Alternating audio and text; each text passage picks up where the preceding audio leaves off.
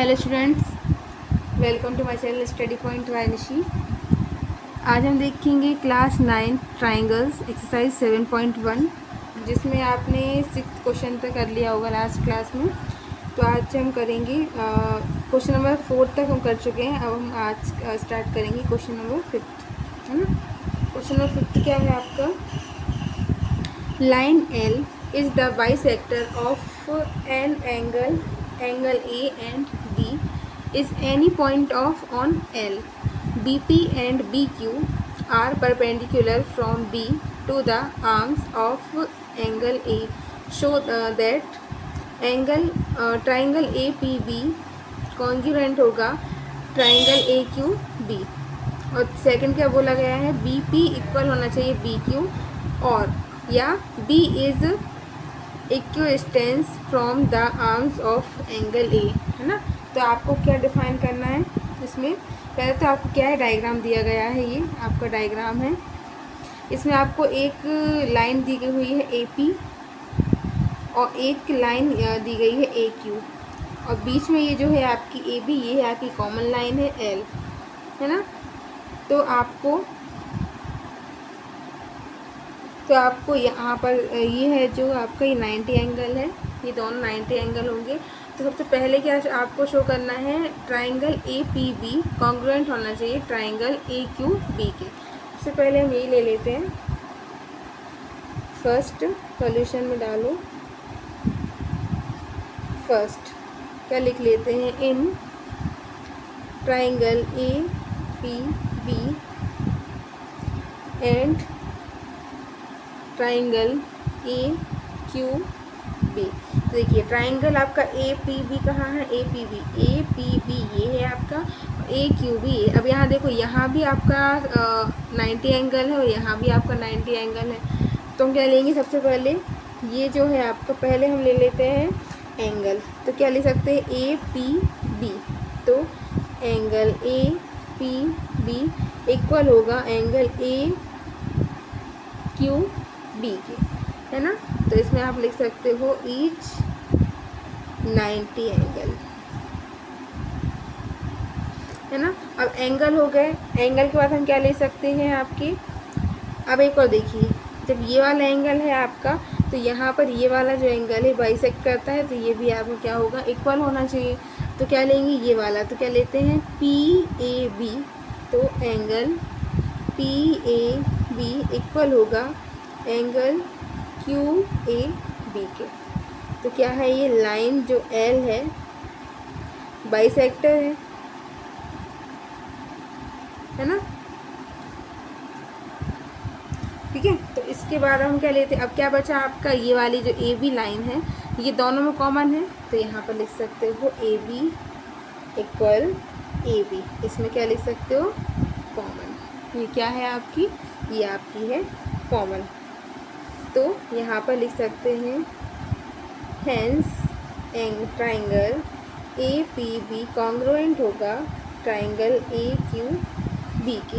तो यहाँ पर हम लिख सकते हैं क्या? देखो यहाँ पर एंगल लिया है पहले हमने, फिर हमने क्या ली है? इसकी साइड।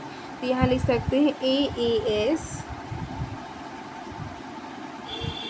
कॉन्ग्रुएंसी, एंगल भी लिख सकते हो या फिर आप रूल भी लिख सकते हो। ठीक है, तो ये हो जाएगा आपका रूल। और सेकंड क्या है? और जो आपका सेकंड है, अब सेकंड कर लेते हैं हम। इसमें क्या है? BP equal BQ। तो जो आपका ये BP है इक्वल होगा BQ के। दिख रहा है आपको? ये आपका तो करस्पॉन्डिंग एंगल है ना, इसलिए ये आपका इक्वल होगा। तो क्या लिख दो यहाँ? BP इक्वल होगा BQ के। क्यों होगा? इसमें आप लिख सकते हो करस्पॉन्डिंग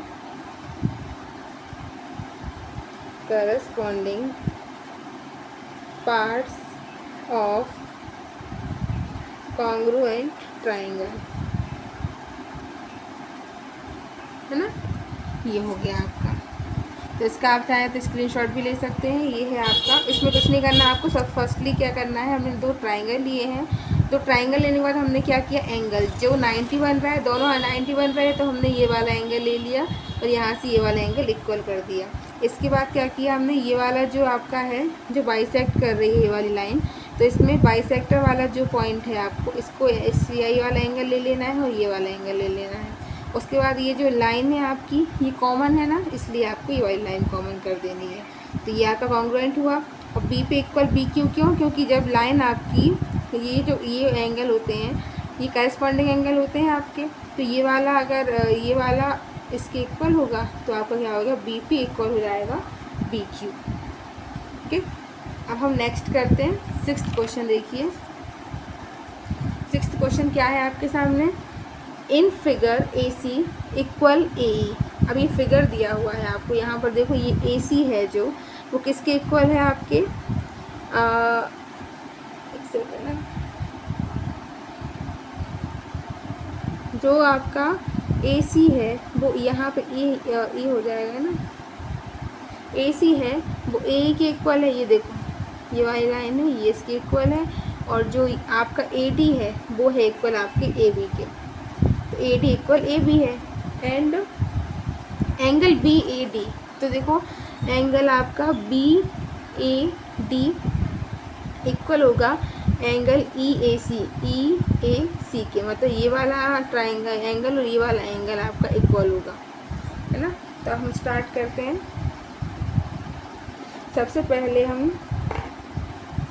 सॉल्यूशन लिखेंगे। तो देखिए सबसे पहले आपका जो बी ए डी ये वाला एंगल बी ए डी है जो आपका, ये लिख लो।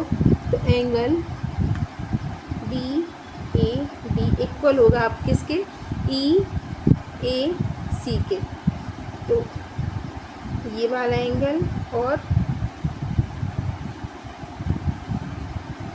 ई ए सी ये वाला एंगल है ना, तो आपका हो जाएगा एंगल ई ए सी। तो ये तो आपको गिवन है ना, ये आपको गिवन है। इसके बाद अब क्या करेंगे हम, देखिए अब यहाँ क्या करेंगे डी ए सी। अच्छा देखो ये वाला एंगल और ये वाला जो ट्राइंगल है ये वाला आपका और ये वाला ये तो इक्वल है, तो बचा क्या यहाँ पर, ये इतना पार्ट आपका बच रहा है ना, तो इसको क्या करेंगे हम बोथ साइड ऐड कर देंगे। तो adding angle D A C both side, तो वी हैव क्या बचेगा हमारे पास, एंगल बी ए डी लिख देंगे और प्लस कर देंगे angle D A C equal angle E A C लिखेंगे और प्लस कर देंगे एंगल डी ए सी, है ना। तो क्या हो जाएगा आपके पास, तो यहाँ पर देखिए जब आपने बी ए डी और डी ए सी को प्लस कर दिया, बी ए डी और आपने डी ए सी को जब प्लस कर दिया क्या बचा आपका एंगल, यहाँ पर क्या बचा आएगा बी ए और ये यहाँ तक पूरा सी, तो क्या लिख देंगे यहाँ एंगल बी ए सी। इसी तरह से जब आपने ई ए सी को प्लस कर दिया डी ए सी में, तो ये पूरा क्या बन जाएगा आपका angle E A D, angle E A D, है ना, ये बन गया आपका ई ए डी।